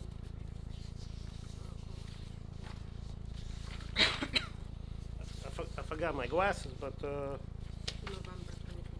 November 2024. Okay, so there's a retractable awning that comes off the pergola? Yes, it's you push a button and the whole roof retracts. So I think one of the comments is that there was no permit given for the electric that is running out to the pergola? We got the permits for electric afterwards too. We got fined and we paid the fine, Okay. and we got the electrician came in and it's licensed now. Okay, Mr. I mean, Herman, permitted. Mr. Herman or Mrs. Keller, do you have any comment on the? So the pergola is over grass? Well, it's not grass. I removed the grass. I put gravel. Okay, is that impervious? Greg? Gravel? Can I ask you, you talk about not knowing. So did you, like, ask for a pool to be put in, and the pool guy told you need a permit? When you went to get the pergola guy told you needed a permit? I'm trying to understand why you got a permit for certain things and not others. Well, we could. When I went for the pool company says we're gonna take care of everything. That's what they did. Same thing with. I also have solar panels. I called up Tesla, and they took care of everything. It was their permit. There is no permit. They came in, and there was not like I have to go in and go get it. Okay, but then you did the pavers yourself, or did you Yeah, hire somebody? No, the pavers. Well, I worked. I got people worked. Helping me out. And You know, nobody it's mentioned very- to you might need a permit for these? No, never crossed my mind. That's why we're here. That's why, I got a fine. I paid the fine and I applied. Okay, so what initiated us to now know that you did this without a permit? Were you going to do something else to your property and somebody came and reviewed it and said you need a permit? No, it's. Well, I think there's a couple issues. The one is the being 1 foot away from. I read these before, and I'm just going to read them out one more time just for the board, because I think it's important to understand. The second page here, there is an active violation on the property for the installation of pavers without the required permit. So that's one, Francine. There's an active violation on the property for the installation of the pavers without the required permits. That's one. Which has resulted, this is the second part of this, which has resulted in exceeding the maximum permitted lot coverage of 30%. It's actually 42.7, so it's 12.7% over what the Homedale code is. And then the other problem is it's encroaching into the required 10-foot rear yard setback. It's only 1 foot away from the neighbor's property. So there sounds to me like there's 3 violations going on here. Mr. Herman and Mr. Collins, is that correct? 3 violations that we need to address here tonight? Yeah, essentially, yeah. Okay, all right. But So- if you'll vote on the 2 variances, if you were to grant them, that would eliminate the violation, quote unquote, but they may still have to pay a fine for that. We don't. Yeah, we don't that. we don't deal with that. Okay, yeah. If you've been fined, sometimes there's like a stay, but that's outside of this Yeah, board's yeah. process. But yeah, the part, and also part of it is, when they're trying to resolve it, they come to the board. Okay. But yeah, the zoning denials kind of said a little bit of that story, but what we're here really is the violations from the zoning ordinance. So, I understand, I was curious too about, how this happened, when it happened, but what really matters here, what they're here for tonight, is what they're asking for. So- And one thing that I will note is that, unlike some other things that we get before this board where someone might have an addition or something like that, these are pavers. They're considered 50% impervious, but they're not like a structure. I understand the applicant wants to do what they want to do with his property. He has the right to have a pool. He has the right to, enjoy his property. But I think that, it would be within the board's purview potentially to request, see if maybe meet somewhere with if the applicant was willing to remove portions. I asked the applicant if he was willing to remove portions of the pavers. Which is about 12.7% of the impervious coverage. That would make it compliant, Yeah. and depending on where those were removed from, I think you're still going to have an issue with the pool patio setback. That because of just the size of the property and the location, but it may be able to mitigate that. And can you show me where the pool, this setback should be? Where's the setback? Where's the pool patio is where? Can you point that out on the picture for us? Well, this is the pool, and the setback goes from this point all the way down. So you built that right up into the edge of the property? Yes, because like I mentioned before, the property on the other side is like about 2 feet higher than mine. Okay. And the water was coming there like there's no tomorrow. So hypothetically, that is one potential, that those pavers are removed from the back side of that pool there. I mean, this is something you would have to suggest if you're going to try to ameliorate the violation. I mean, have you thought about what you could do? Well, you see, the goal of this is so the water is not going to come in. It's a rainwater, but it's coming so much. When there was grass or even the gravel, you step in and your foot starts sinking. So it's basically my backyard is useless. Like a couple of days until the water descends. Mr. Herman, do dry wells, is that part of the whole setback? Like if he put dry wells back there where the pavers are between the pool and his neighbor's property, trying to, again, alleviate, I said ameliorate before, alleviate the water drainage issue. I guess it's coming back. He's saying it's 2 feet higher, so it's coming into his property. So if we were to say hypothetically install 2 or 3 drywall, rainwater capture right there at the back, would that help a little bit? Would that be a problem with the 1 yard, the 10-yard setback? So it's actually two separate things. The setback is zoning requirement ordinance. It's just measurements. Something needs to be so far from the property line. As far as stormwater management and drainage, grass will soak up water, pavers, impervious surfaces don't. It runs off, so you need to catch it and put it into probably a drywall in this situation. So yes, to answer your question, collecting and putting it in a drywall is going to help, but that doesn't necessarily, that's not related directly to the setback issue or the But would it be in distance. violation of the setback? So you could put dry well in that 10-foot area? Yes. Yes, the dry well is not considered an accessory structure. Okay. Yes. Whereas the pavers are a problem. The pavers are considered to be part of the Exactly. So we're commenting up here. You're going to hear a lot of comments because we have to figure out a resolution, because I'm sure the public has some comments. And I as well. appreciate very much. I just because I do have a drywall, one drywall there. You may need a couple more. I have a couple of questions or comments. Number one, it doesn't have elevations here, so how does your property slope? Does it start higher in the front and go lower in the back, or in the back goes towards the front? How does it It's slope? like Dakota Court is the what? Dakota Court is the street on the other side of the backyard, Yeah. and it's way higher than Bayberry Drive portion of where I live, and the water goes from there all the way down. So you're saying from the backyard towards the front yard, it goes lower towards the front? Correct. Okay.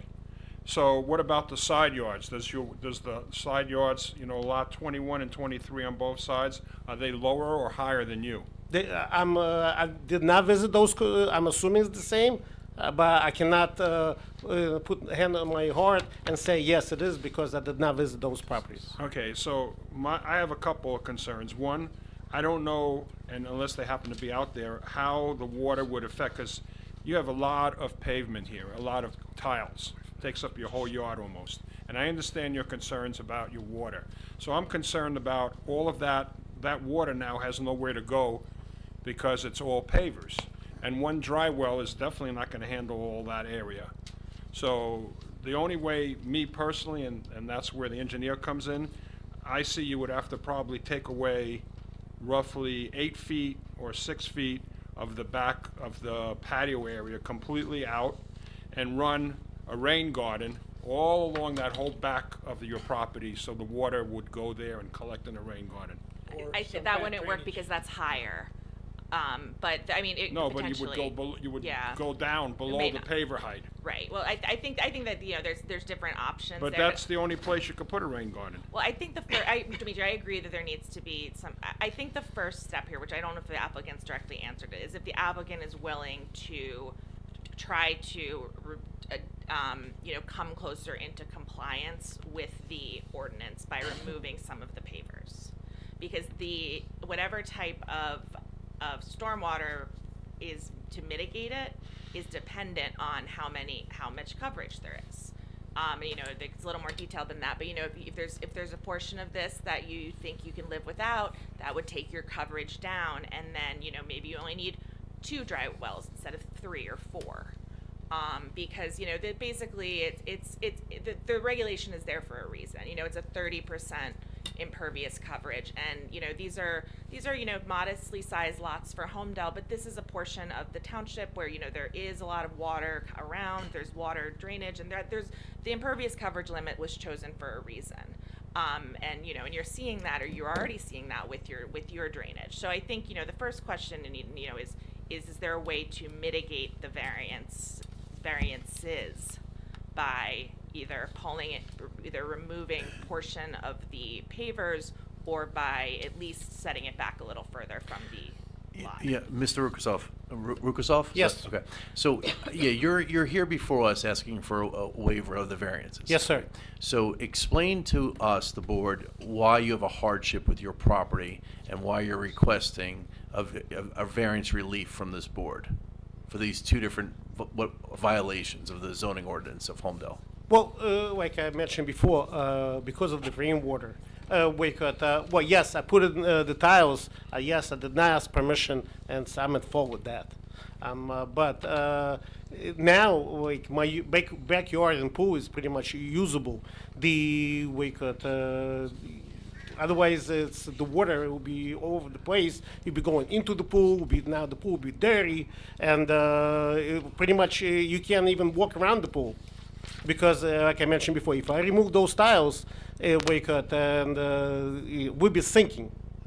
Everybody who'll be walking will be sinking. Their feet will be sinking. That's So have you thought about what you could do to mitigate this, as Mrs. Keller just mentioned? Because I believe you have some public comments here that are, I think you're impacting your neighbor's property.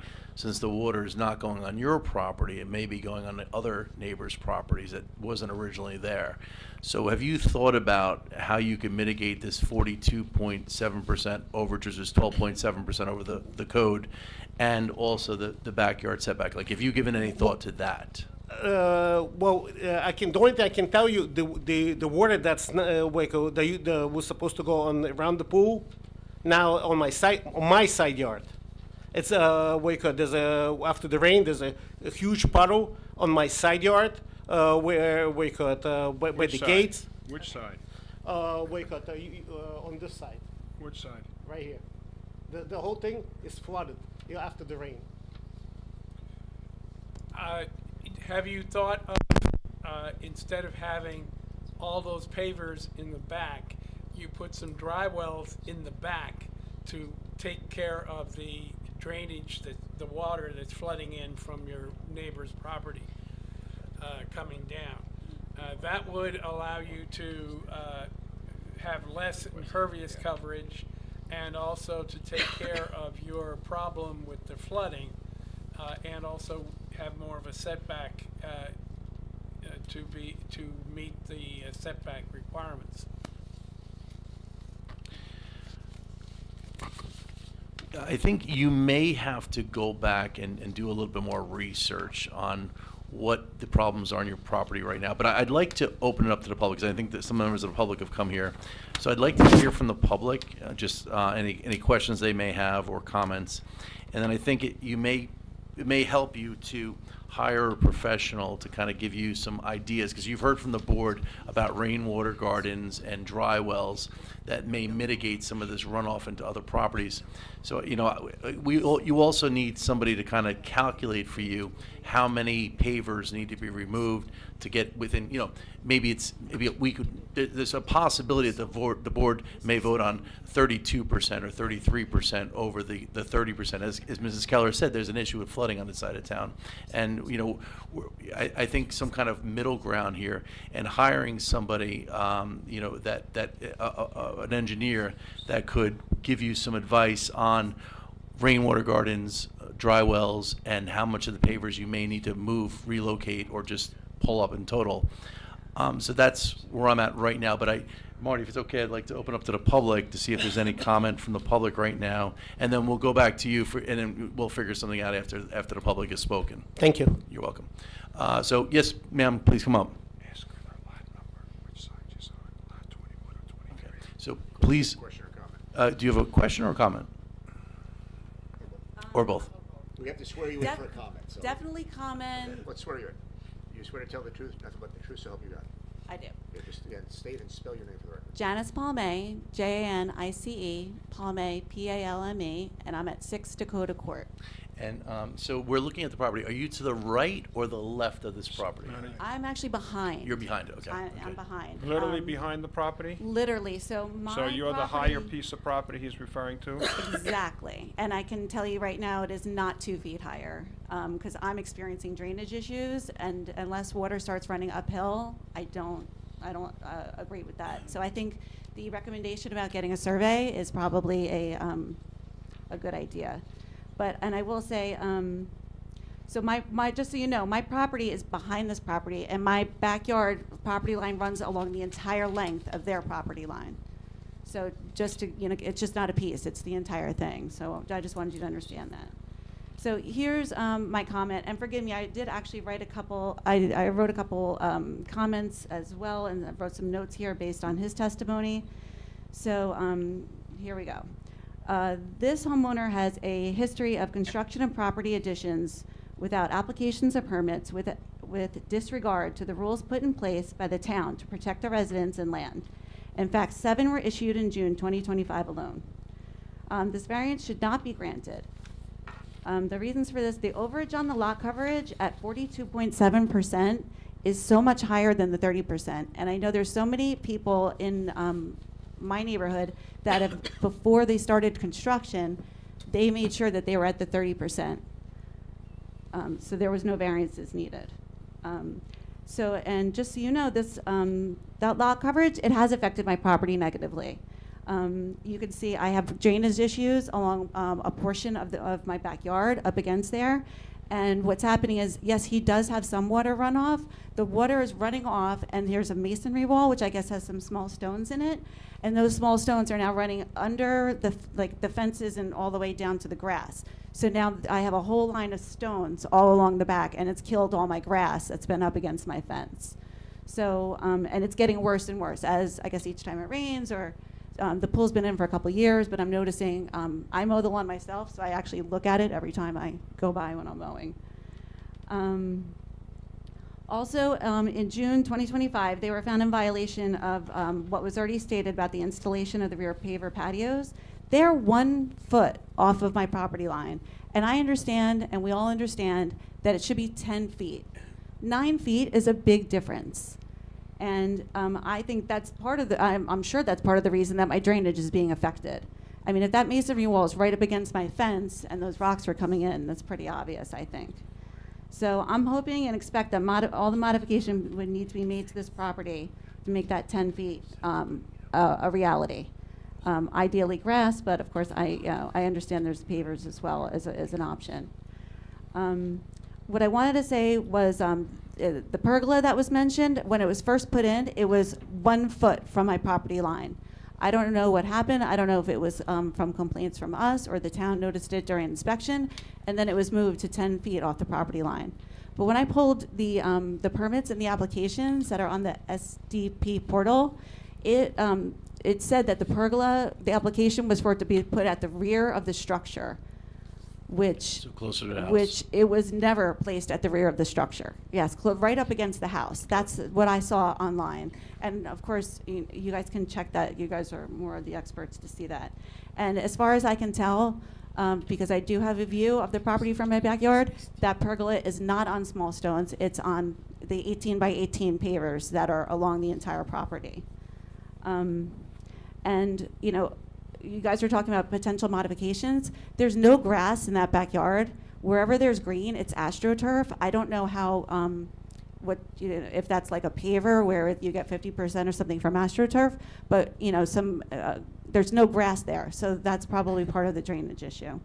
And I just want to conclude with just reminding you all that Homedale residents, we do abide by township rules on setbacks and property coverages before work is completed. And, I feel like if this is approved by the board, it's setting a bad precedent. As mentioned by, I believe this young lady over here, we have small properties in Meadowood Estates. So those, when you're talking about 10 feet, it's a really big deal for us. So I hope that the board just takes all my comments into consideration. So thank you very much. No, thank you. Wait, I have a question for the young lady. Yes. I'm trying to understand the property heights. Your property is higher or lower than the applicant? I'm not qualified to answer that. If it's that much higher, I don't understand how when he's having drainage issues, how that's coming and affecting up by my fence. So the water is coming to you from his property, you're saying? Yes, yes. And even, we've lived there before when the other owner was there, and even when that other owner, it was all grass in the backyard with one bit of concrete at the rear of the structure. Even then, there was drainage issues from that yard coming into our yard. So where is all this water coming from? Is it coming from another neighbor's house into yours and into his? This is all along the property line, along our two properties. I have no issues. Both neighbors on both other sides of me have pools. I have no issues with water on either of those. So do you think where the fence is a low spot, like a little valley or something, so the water's coming to that point? Yeah, it could be. I mean, it's a large. It's maybe like 10 feet or so, 10 to 12 feet of where the water's collecting and where the stones are coming under. So you're saying stones from his property that he put along the fence, like underneath the fence, so the grass doesn't grow there, I presume, or something? Right. That stones are actually coming over the fence to your property from underneath? Yes, they are. I have some pictures on my phone I could find of it. Well, we really can't look at pictures on your phone. Did I hear a question on yours? So the pergola is 10 feet from your fence? I haven't personally measured it, but I'm assuming when it was moved, when it was right up against the fence, I'm assuming it was moved to 10 feet. Yeah, it is. I haven't been back in the Looks like property. it looks like If it's you go by lined the up with the survey. pool, the back of the pool, yeah. Yeah. It looks like it's about, yeah. Any other questions? Okay, thank you very much. We appreciate your comments. No, thank you. Thank you. It's 10 feet on both sides. I'm going to open up to anyone else in the public who'd like to, sir, come on up. Same thing, just speak directly into the microphone, and Marty's going to swear you in. You swear to tell the truth, nothing but the truth, so help you God. I do. Again, can you just please say this, please? First name Charles, last name Petretti, Petretti. And your address? I'm also one of the owners of the property behind. So your address, yeah, just for the record, your address? 6 Dakota Court. Okay, great, thank you. I do have those photos. Okay, do you want to, Marty, can we pass those around? They could be 01. How many photos? Two. So it's a package of 2 photos. And just for the record, you have to, when were they taken and who took them? Janice took them the day before the snow, so no snow. Those are going to be A1 and A2, is that what it is? We'll just do A1 both. Yeah, Okay. 01. O1 because objector, yes. Okay. And they were taken within the last couple weeks. Yeah, last couple of weeks. Okay, Doesn't great. matter. Excuse We me. don't need the exact date. just- What was your house again? 6 Dakota Court. Oh, are you married together? No. So you're over But that- from her? But that doesn't matter. No, no. Yeah, That Oh, doesn't matter. I'm just, it's the same house. Yeah, yeah, that, Same yeah. house. Oh, okay, I Yeah, just want just, to you understand all- that. if you could just, Co-owners. Okay, was you're the possibly same January house, so that's all 26th? I want to know, so we're not talking about another property, it's the no, same. same exact property. But can you provide any comments or questions? I mean, I can. I mean, and just to reiterate, what Janice said, I think what you January said, 24th, thank you. what you said as well. I think that, everybody's open to reason. I think if there's proper planning and there's a plan in place with an engineer in place, you can look at it with a sensible kind of point of view, but with a solution in mind. I think when you look at those photos and if you see the property, it's pretty haphazard in its planning, and it's a little bit of this, it's a little bit of that. It's really, we're the owners of the property behind it, so you see it every day. People can do whatever they want in their property, it's fine.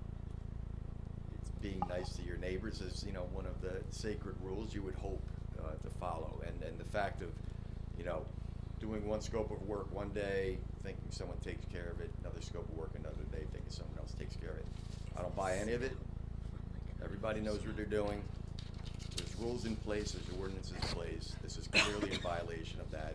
It should be shown on a plan, licensed engineers, architects, whatever it takes, and present it to the board, present it to the public before any sort of reconciliation or approval of anything or any variance whatsoever, in my opinion. Board members, do we have any questions for this, Mr. Pichetti? I'll only add one more thing about the hardship of the properties. And yeah, I mean, everything is small, like Janice said, on that side of town. Drainage isn't the best over there. The property was purchased, I think, in 21, maybe, when renovation started. So, you know, the hardship is probably the size of the lot and what you'd like to put on it. Everybody works within the rules and within what you have, and trying to do more than what your neighbor has is it's a bit unfair. It does set precedent and example for people to follow, and it's the wrong set of rules to follow. Thank you. Thank you for your comment. Are there any other members of the public? There's one other gentleman back there. Do you want to say anything? Okay, great. So yeah, we're going to close public comment and questions, and I'm going to open up to the board before I say anything. So is there anything that Francine, Lori, you want to say before I Kate, suggest something? can I just ask a question on ordinances? Do you need permission to put down pavers? If you put down, like, I understand the boundary issue. They're off the 10-foot, they're off the 10-foot lot and they're up to the wall, you know, which is 1 foot. Say they were within the 10-foot lot. Would they need any permission to put pavers on their property? You're supposed to get a permit for any type of walkway, anything that adds impervious coverage. So that's a zoning permit. So that's a yes. That's a zoning permit. Zoning is different from building. That's what I mean. Yeah. Yeah, I'm talking about zoning, Because yes. we're worried about flood issues and drainage issues. Courtney does the measurements and determines some of that. Okay, so all the pavers, then technically that they put in, because it was acknowledged they didn't know about permits, are on the table because there is no permit for any of them, correct? Yes, and I'm looking at the history online, which, just to give a brief, I can give a brief summary here. So the pool was approved pool permit was approved in 2023, July 2023. It says construction of a 12 by 32 in-ground pool with a narrow walkway around the pool located 10 feet from the right property line and 10 feet from the rear property line. So that was approved. The pool equipment was supposed to be 12 feet from the right property line. A pergola was approved in 2024 on the piece of the at grade concrete patio that the applicant later removed, that he testified to towards the beginning of that was there already. Then they came back later that year when they removed that concrete pad or whatever, that concrete patio, to put the pergola 10 feet from the rear property line and 10 feet from the left side property line. So that appears to be approximately where it is right now. And at that time, there was a note on the permit that said the pavers have to be removed and a property survey, including lot coverage, has to be submitted before zoning final approval. Then since then, fence was denied and a shed permit was denied. So basically, they did not comply with the conditions of the pergola, the second pergola application, and that was when Courtney or whomever realized that there was all these pavers down there and it probably did not comply. So that's the two denials that we have from July, or technically for the shed and a fence, and there are violations that were issued 6/24/25. Installation of rear paver patio around the pool, installation of walkways, outdoor shower, AC condenser unit, second shed, the roof structure on the pergola, and then installation of a fence. So this portal is extremely helpful. So they got got denied approval of the shed, but a shed was put in anyway. It looks like it was. Okay. Do you want to address that issue? Well, we did remove the stones, the patio stones. The pergola is there, but there's no stones on the floor. Okay, so that's what you're saying, is that so you did remove the pavers that the neighbor just said were under the pergola. Correct. So that's why she thought there were pavers under the pergola, and he's saying it's gravel, and you're saying you removed those at some point. But now we're talking about the shed and other things as well. At the point that the pergola was approved, what impervious coverage, they were still under the 30%, I No, assume? submitting a survey was a condition of the approval, so So we didn't don't know at that point whether they were within the 30% even at that point. No. When did the pergola, when did they ask for that information, Kate? 11/1/24. All right, because, oh, this was done after. Yeah, so that would have been This done survey. in response to that. To that, so the survey was Yes. done after. Okay. Any other comments from the board right now? Oh, and you know, and Francine, what I'll say is that, at the time of the pool approval, pools don't count towards impervious, but that narrow walkway would have. And I can't remember if that would have been Courtney's or Lonnie, because this was 2023, but whoever was zoning officer at the time would have looked at that, That would have been Lonnie. yeah, that walkway. So at the pool time, we'd say they're probably Yes, within and based on code. just aerials, that would be my guess as well. Okay. Dimitri, do you have a So question? I was able to put my glasses on now, and I'm looking at the elevations. Okay. So the highest point of the property is the back left corner where the pergola is. And as he said, the lowest point is in the front yard. So all the water is coming from the back towards the front down both sides. It looks like both sides are 54 towards the front of the house and the other one 54. So the elevations are definitely lower in the front and the back are a little bit higher. The patio is at 54.73, so it's a little bit higher than the land in some spots, but the side that's the highest is the pergola side at 55 high. So it's almost like 6-7 inches higher on that side. So to me, this yard has to be somehow reworked because of the water situation that the applicant mentioned, and some of these pavers have to be removed to try to solve, because there's not that many places to put a dry well or a rain garden. The only place I see is in the back corner of that right side there. Maybe the water will go there, but even along the side where the wider walkway is on the right side of the house, that's the area where the water will gather. So that's where something should be over at that point. But that's, I'm only observing, I'm not a professional, but you need to have a professional, that's my opinion, that you need a professional person to come there, evaluate your yard, and propose solutions to you, and then come back with solutions to the board. That's my feeling. I don't know how everybody else feels, because what you have here is just too many different issues that are going on, and there's not a simple answer. My opinion. Gene or Sal, do you have anything further? I totally agree with. I agree with what he's saying. I don't think he should have put the pavers all the way to the fence. That's clearly against the ordinance. I think that has to be taken out. But there has to be some dry wells or something in the back or in the sides to take care of drainage. And we definitely should not accept any variances here. John, you concur? Concur. All right, so, Mr.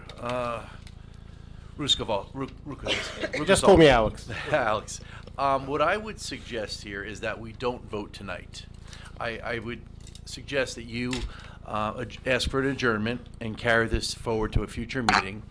I would suggest you work with Mr. Herman to find an acceptable engineer to help you with your property, to get a proper survey that can do calculations and show elevations of where the water runoff is. You've heard a lot of suggestions from the board, because we see this a lot with a lot of, again, Homedale, our biggest concern is drainage, flooding, and water issues for our neighbors, for your own property. You've heard us talk about rain gardens. You can make it very attractive in your property. It's going to cost you some money to fix this. You have a water issue here. Rain gardens and/or dry wells. I'm assuming that your engineer is going to tell you have to bring down the amount of pavers on a property, what the proper lot coverage should be, and the size of what the dry wells are going to be to alleviate this runoff here. So if you're in agreement, I can't tell you what to do. Yes, I do. Would you like to do that? Yes, please. Okay. So, Mr. Herman, could you, what is your opinion on this? Thank you, Mr. Chairman. Yes, I agree with what you're saying. A couple of notes that I have here. I think that there's the two aspects I mentioned before. You have a coverage issue as it relates to drainage. You also have a coverage issue as it relates to the zoning. So I think that one of the first steps would be is to look at the coverage on the site and look to reduce that coverage in some manner to get closer to the 30% allowable. Now, I don't know if that needs to be 30% for you to be compliant. You can come back to the board with something above 30%, and you can request a variance on that. But my understanding from what I hear from the board, it's got to be lower than the 42.7%. That's just too much for the area. Now, with that, you should, you have Morgan Engineering and Surveying. They did the survey. I think one of the things you should do is expand the survey a little bit into the neighboring properties with permission from your neighbors so that we can get information of what is going on with the grading at the property lines. Like Mr. Orphanopoulos said, everything seems to be draining from the back to the front, and I apologize how bad I just messed that up. Or Fanatopoulos. So I apologize, but you know the grading that's shown here, it does seem that everything comes from the back to the front, but I wasn't able to see the pictures. But if there's something going on a property line, maybe there's a small low area that's causing a problem. Maybe there's some water going back there. There's just not enough detail on this plan to really decipher that. So I think the key is to get that detail. You have Morgan Engineering and Surveying; they can probably help you. The engineer of that firm can probably help you put together a plan. And again, to your point, Mr. Chairman, please have your engineer call me. We can talk through it. I have no problem with that. And come up with a solution that works, that can protect your neighbors and protect you and get you closer into compliance, that you can ask for the variance, take a little time, get that, and come back to the board with a new plan, and then they can review that specifically. And the key here is, yes. Sure. Yeah, that was a good, smart move. The key here is working with Mr. Herman, because we want to, he knows exactly what the board is looking for. I'm willing to do whatever one more town item wants. that I suggest, only from my own experience, because I had to deal with a lot of drainage and situation in my home recently. Your gutters that are all around wherever they're draining, you have to tie them into some place, because that's going to create a lot of water from the roof of your house. All that water is going to your property too. So that could be one of your problems. So when the engineer comes, show them where all the gutters are and try to figure out how you can put one pipe, PVC pipe or whatever, corrugated pipe, so that all the gutters, all the water is going not into your yard, but somewhere else, into a dry well or rain garden or whatever they suggest. It'll probably help your basement as well. Yeah, the humidity down there. Thank you. Okay, so we're going to carry this forward to another meeting. So can I, oh, go ahead. Suggest that you may want to have that engineer come with you next time, because there may be engineering questions that you can't answer, and it'll be more helpful to the board. You saw the Yes. previous applicant had, testimony from professionals, so I would bring a professional with you as well. Thank you for all suggestions. And I would ask the owners of 6 Dakota in the back, can their surveyor go on your property? Do you give them permission, or do they? You can work it out. You don't have to say now, but. As long as we know, so we know for the dog, it will be. Okay, that's perfect. Okay. So to the applicant, contact them, get their permission, but they'll let you on as long as it's their home where the dogs are sitting. You probably want to expand it maybe to your neighboring properties too a little bit, so not only them, but on their sides, get permission. And expand a little bit more, so you get that information that you need to better come up with a plan. Thank you. You're welcome. All right, can I have a We need to do a date that, how much time they think they're gonna need, and then carry to a new date, so you don't have to do new notices. So, Irina, what is Okay, the I was going calendar to say April 15th, April 22nd. April 22nd? 22nd? April Is that 22nd? enough time, you think, 2 months? I would guess it is. Well, we can't do anything to snow first, starts. So do you wanna Then push it May to- 6th? If they're not ready yet, we can just carry it again. Yeah, because nobody. So why don't we say May 6th for now then? Yeah. Does May 6th work with you? I'm not going to say yes or no. I'm going to accept whatever date you suggest. And Then you would have to contact the zoning board through Irina. Just adjourn the Yes, ma'am. if you Alright. need more time. Why don't we do April 22nd then, and we can adjourn it again. We can carry it forward to another meeting if you're not ready. But let's set April 22nd. Okay. I think soon. Okay. So we also need, if you submit a plan, at least 10 days ahead. So keep that in the back of your mind. Your engineer or surveyor will have to do whatever they're gonna do, basically in the month of March, very beginning of April at the latest. So they can submit whatever you're gonna do back to the board. Any changes or additional proposals? Yeah, Yes. There's And gonna if have you- to be something. Yeah. I understand. And if you need additional time, Irina, he should contact you to request a That's correct. And then if postponement. there is revised plans, I'm assuming we will have, I will need it by latest April 12th. Yes, ma'am. Thank you. All right, can I have a motion to carry this application to the April 22nd meeting? Without further notice. Motion. I'll second it. Okay, do we just do yay, nay, or? We'll do, Ms. Campus? Yeah. Ms. Gerhard? Yes. Mr. Luciani? Yes. Mr. Ofanidopoulos? Yes. Mr.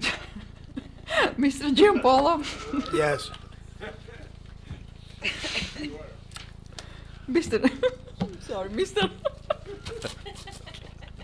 Someone's got the giggles. Mr. Arnone? Yes. And Mr. Burgle? Yes, yes. All right, thank you for your time tonight. No, thank And- you. And we'll see you in a couple months with your professional. I would definitely recommend bringing your professional to the meeting to kind of assist you. I appreciate the board for the time. Oh, you're welcome. And thank you to the public for your comments. All right. You should come back too. if they're- Yeah, and April 22nd, if you wanted to come back to hear further testimony. All right, moving along to the agenda, do we have any professionals? Yes, we have We a have report from professional Kate. report, yes, so, Mrs. Keller, our board planner, is going to give her annual report. We can stick with Ms. So a couple things. Hold on one second, let me just pull that up. Thank you. See you soon. Thank you, everybody. Have a good night. Good night. Okay, so let me see what this Just on the annual report. Yes. So Irina and I prepared the annual report, which is a required for the MLUL for the zoning board to do every year. And the idea behind the annual report, especially for new members, is that since the zoning board is more of an independent body, it doesn't have any members of the township committee on it or anything like that. This is your way, our way of letting the township committee, the one who's responsible for making ordinance amendments, know what's going on at the zoning board and what our recommendations are. So the first couple pages are just sort of like descriptions of some of the applications we saw, what in what zone. And then the last page has a few recommendations. The first one is something, some of these are just things that I've picked up on over the years, because there are, for example, there's just some inconsistencies with churches, which has come up a few times, and then nursing homes in that same chapter, and these are just really issues with the ordinance. So it's really just administrative things. These things are not permitted, but they're in there, and it makes it complicated to use.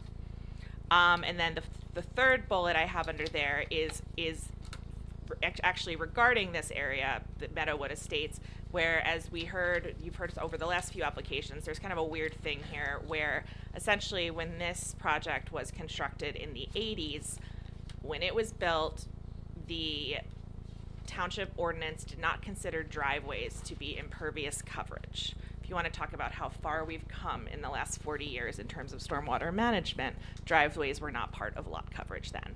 Then after they got approved, but while they were being constructed, driveways became part of lot coverage. And at the time, the lot coverage for these properties were 15%. So all of a sudden, before people had even moved into these houses, they were non-conforming. And 15%, I'm going to be honest, 15% lot coverage on lots of these sizes is insane. You can barely put a house there. So there was a kind of like, the planning board did kind of like a blanket approval for the subdivision that we have records of, but that increased it all up to 30% just for this subdivision. However, it's not actually in the ordinance anywhere. It is like This came up years ago. I forgot about it. Lonnie retired. We had a panic meltdown one day in August over this, trying to figure it out. And then we remembered where it was.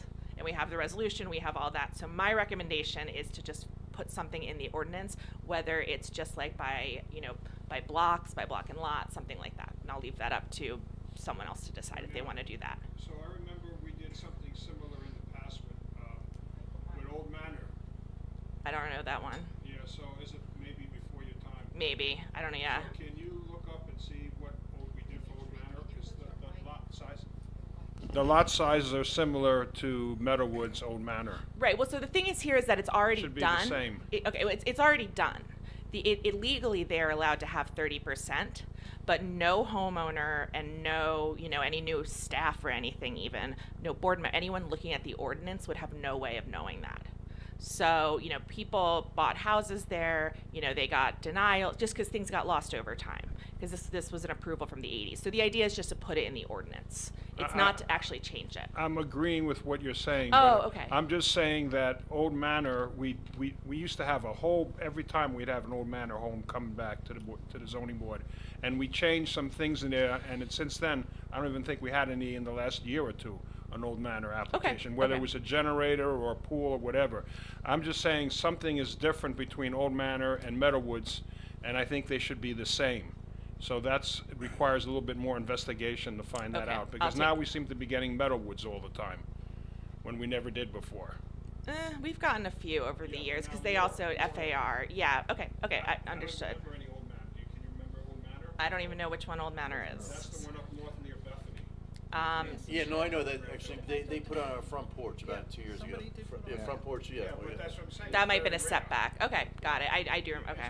This predates everybody that's on this board now, so that's why nobody's familiar with that. So Okay. all I'm saying is to, research the both of them together, But then so we can make sure. Yes, to go ahead with what you're proposing, Kate, just He's looking add for in, language. It's add kind of that like two separate as things. guidance, Yep. for. Yep, Liz, got it. Okay. My next comment was to review the zoning map and ordinance to remove districts that are no longer in use, which is something that's come up several times. There's like 4 different zones that are still on the map that aren't actual zones anymore. So that's something that What's an example of that? R2H, which was the R2 historic, that has been now covered by the R4R and R4 conservation zones. And then there's RL40, which was research lab. I think that was Bellworks or something. But these things just don't need to be there anymore. So it's kind of a big picture item, but it's the kind of thing where It's housekeeping. Yeah, and we see these in like TRCs, like where we're talking to other professionals and they're like, what? Like, what is this zone? And they're trying to figure it out. There's also there's OL1, OL2, and OL3, and I think only OL3 exists on the map. So just housekeeping like that, kind of longer term. But the other thing I want to talk about tonight, which is something that's very new, is the generator issue. So we would amend this. We can amend this to talk about the generator thing. So I didn't do reviews for this because why would I?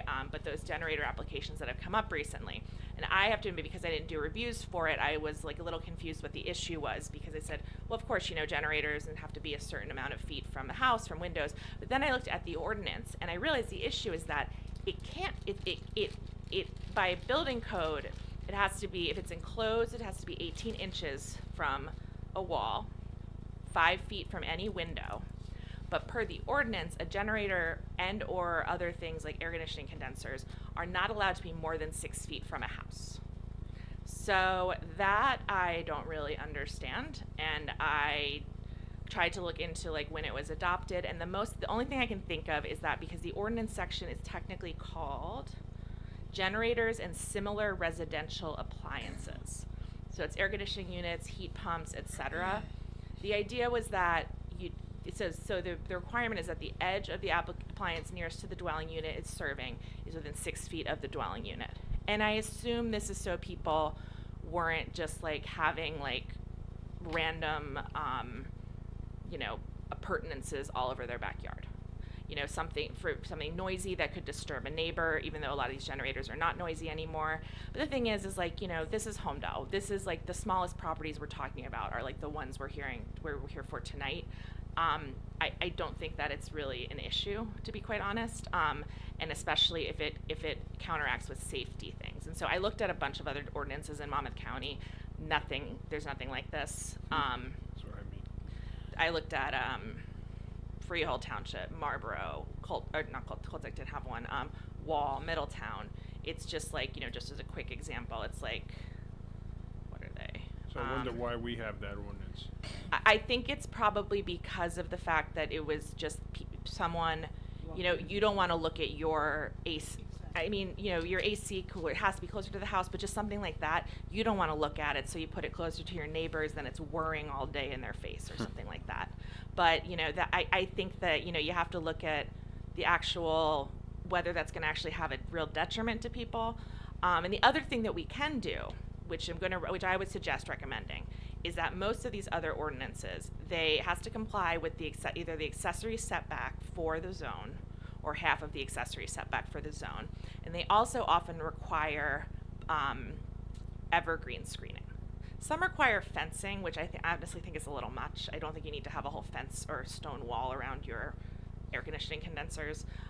But I think that, maybe something like if it's within 20 feet of the property line, you have to have evergreen screening or something like that. But I don't really see any purpose to that 6 foot from the residence. It directly counteracts the building codes, which are non-immutable.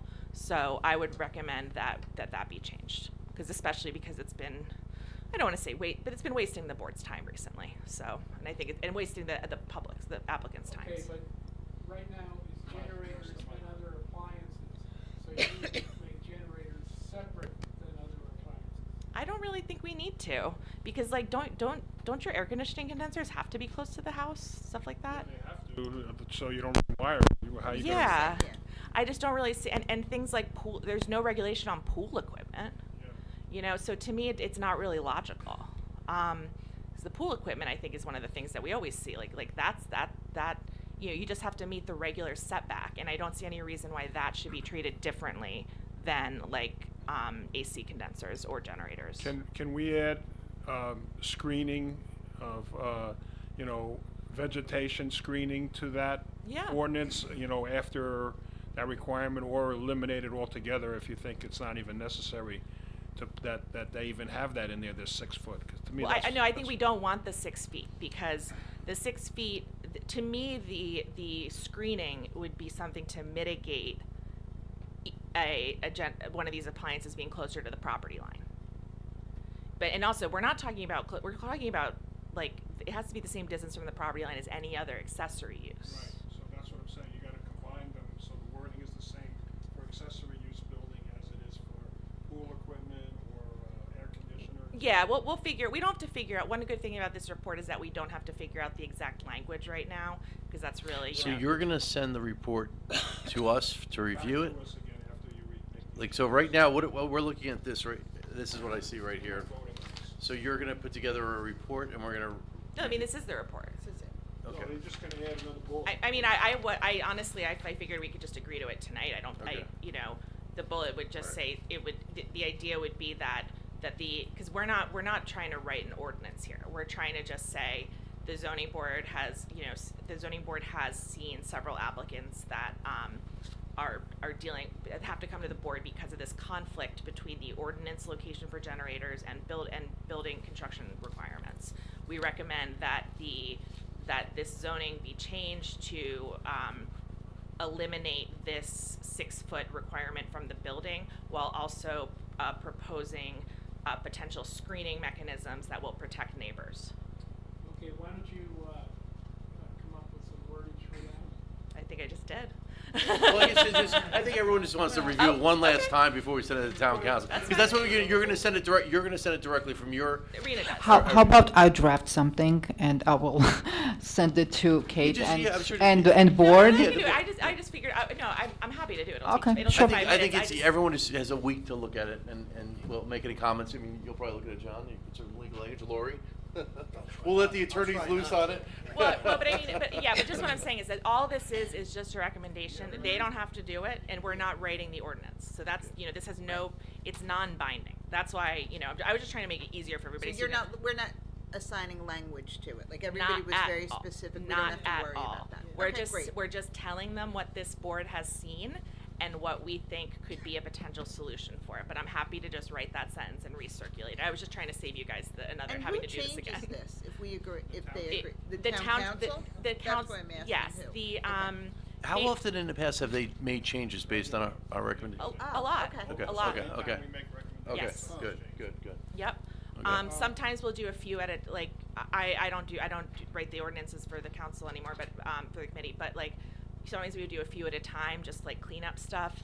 Other things, like there was an issue with signage for a while, and lighting. I think there was the one with the lighting that was Yeah, we did recommended. the lining with basketball sports courts that time. Yeah, Oh, yep. that came up again. Yeah, but then there's other things where it's like the township's lighting requirements were like, and I think this came from one of the prior board engineers, where basically every single applicant required a variance for any site plan application for lighting because the standards were really outdated.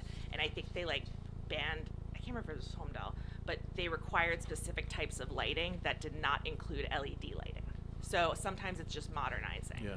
But yeah, the township committee, if not every year, at least since I've been here, they've at least reacted like 4 different times. And I think something like this that has a direct impact on residents, that's something that they'd be, and it's an easy fix. It's something they'd probably be willing to consider. Great. Can you also look, when you look, I know I already said it, number 3, the one before, that we were talking about, that you referenced Hawthorne. Yeah, and of course. Bayberry. Compare, and see what Old Manor is, and maybe you can use, Meadowwood and Old Manor. Or if we want to emulate what Old Manor has, reference it that way. But I think you need to compare the two together. Yep, absolutely. I'll see what the language was there. So there's 2 things that we need help with. Okay.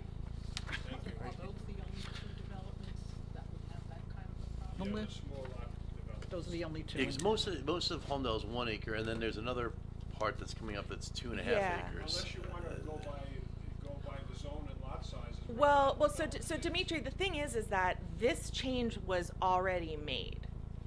People in Meadowwood are allowed 30%, but per the ordinance, it's only 15. Yeah, but what about the side yard setbacks and all the rest of that? Is that all complying with other areas with the same size? That I don't think is an issue. Those are the 15. Like I said, 15% lot coverage is, in my opinion, egregious.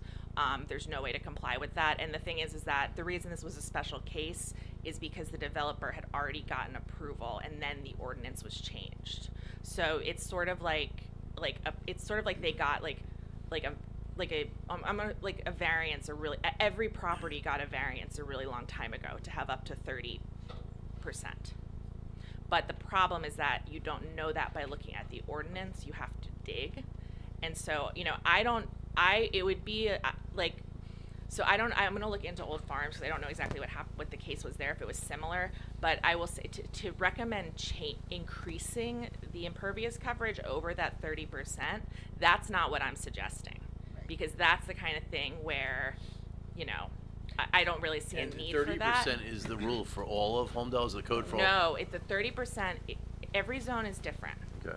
Some are more than others, but in 30% is what the planning board back in the 80s gave to Meadowwood, where the code permits 15%.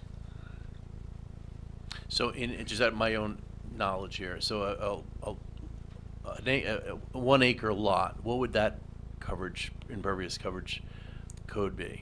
It depends what zone you're in, but it's, so for example, if you're in cluster and non-cluster, but so for example, R40A non-cluster, they are permitted 25%. Okay. And that's 25% of a 1 acre lot. That puts in perspective, I think, how tiny 15% of a 1/3 of an acre. Yes, Yeah, exactly.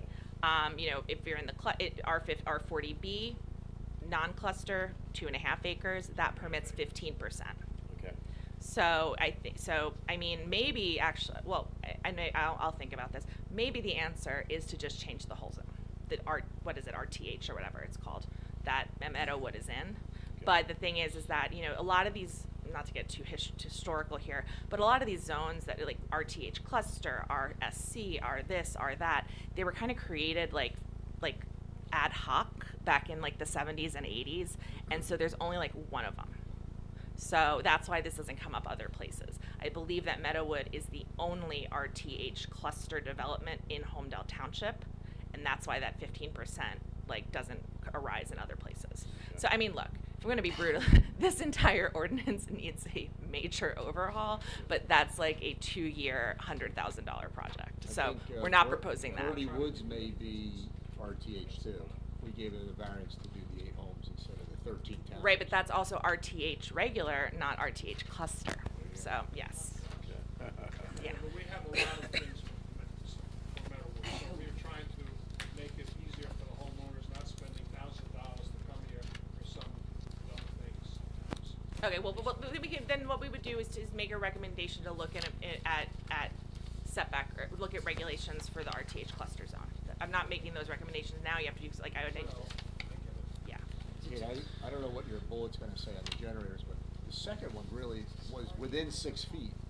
It was in the setback though, that's why we had the second generator. So it was really only one that was outside the 6 feet. So just when you're wording that, I wouldn't say we had a couple that needed the 6-foot relief. The second one really was a setback issue. They only had 12 feet on the sideline, so he was within 6 of the house, but it encroached into that 10-foot setback. Right. So Okay. only the one guy had an anomaly with the 6 foot. All right, thank you, But Kate. I'll add this for the comment where you said that the generators are not that noisy anymore. I don't know, but I can remember in past 5-6 years, whenever there was a bad storm, my whole neighborhood sounds like an airstrip. That's sounds the- like it sounds like an Well, airport. that's the problem, is that if you do a little testing here and there, it's not that bad. And then I think that I don't know if it's it may be a state regulation, but it's like when there is an emergency, those kind of noise things don't really apply anymore. So, I think I don't want to say they're not noisy anymore, because they still are. But I think that that's not the main purpose of why that was. I don't think it's enough rationale to have it be you're that close to the house. All right, thank you again, Ms. Keller. Thank you. So we're not voting on anything for this annual report, right? What was that? No, okay.